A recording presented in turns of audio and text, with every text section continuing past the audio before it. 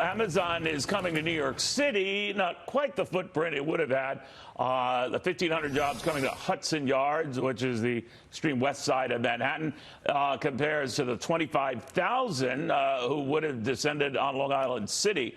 That was blocked at the time by Congresswoman Alexandria Ocasio-Cortez, who says with this win, she just saved taxpayers a whole bunch of money.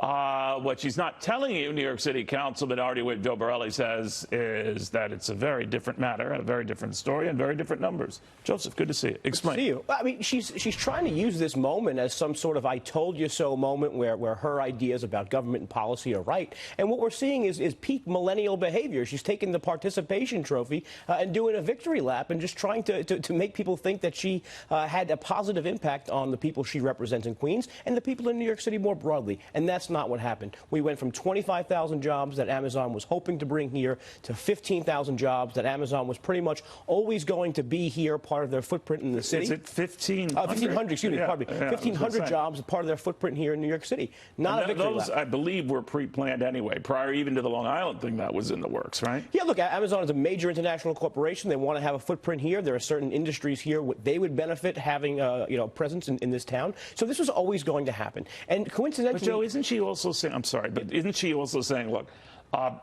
these gains, these jobs, don't come at any taxpayer expense. No concessions, billions of tax breaks and like have been pushed to make them happen.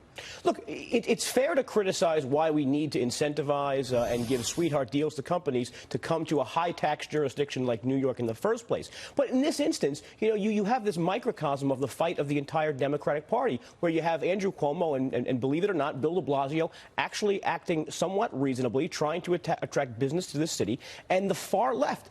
Alexandria Ocasio-Cortez, she has other colleagues in Queens as well that were opposed to this. I mean, this is the battle for the future of the country, whether we're going to let this fringe element be the ones who determine policy. Yeah, and all these businesses that are leaving Manhattan, the high costs. While I've got you, buddy, if you don't mind, this Inspector General report is out that seems to have something in there for everyone, but the big headline, obviously, that many in the media are pouncing on is there was no sort of a souped-up strategy behind this report, that it was a legitimately based, albeit sloppy, examination that led to this investigation of Team Trump and the role of the Russians. What do you think of how it's all going to likely sort out? Well, I think you teased it right, that everyone's going to find some confirmation bias within the 400 and some odd pages. But you can't have a sloppy investigation when you're investigating the leading candidate for president of the United States. These are things that probably shouldn't have happened if there was going to be any error.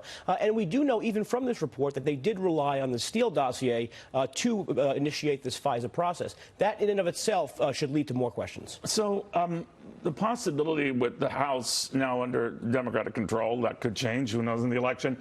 Will anything come of this, or do they cancel each other out, so to speak? No, look, I'm sure Republicans and Democrats were hoping to have a bigger news day based on this IG report. The news coming out of the impeachment hearing is just as sort of, low-key and sort of not there, as we've seen in other hearings in the past. So I don't think this changes the playing field that much today. I think we're going to see Democrats go forward. I think the testimony that's going to happen on Wednesday is when Republicans are going to actually get a chance to interview Horowitz and maybe then seek out some of the information they're missing. Yeah, and ask a lot of questions. Thank you very much, Joe. I was looking at some news items that are coming also on the Horowitz comments here. A watchdog group now has criticized parts of the Russia inquiry. Again, that is the Inspector General Horowitz, but exonerated ex-FBI leaders, including James Comey, of President Trump's accusations of political bias, and that this was generated by political bias. A lot of sloppiness in there, a lot of bad coordination between various intelligence agencies, including the FBI. But the bottom line was, according to Horowitz, with all that, it was done on the best of circumstances and under what it thought were legitimate reasons.